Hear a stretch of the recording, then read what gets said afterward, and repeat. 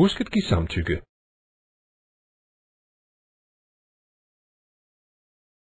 Tjek at din leveringsadresse passer og klik på næste.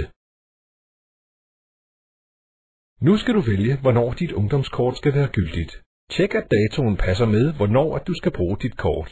Det kan fx være datoen, hvor du starter på din uddannelse. Vær opmærksom på, at den viste dato er den tidligst mulige dato for start af perioder. Klik her, hvis du vil ændre din startdato til en senere dato. Eller her, hvis du vil slette en hel periode. På sydtrafik.dk/ungdomskort kan du læse mere om perioder, priser og betaling. Når du er tilfreds med perioderne, klikker du på næste. Klik i engangsbetaling. Godkend forretningsbetingelser. Klik på næste. Vælg betalingskort.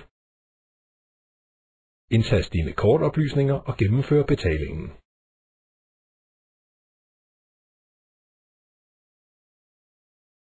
Når betalingen er gennemført, er din bestilling færdig.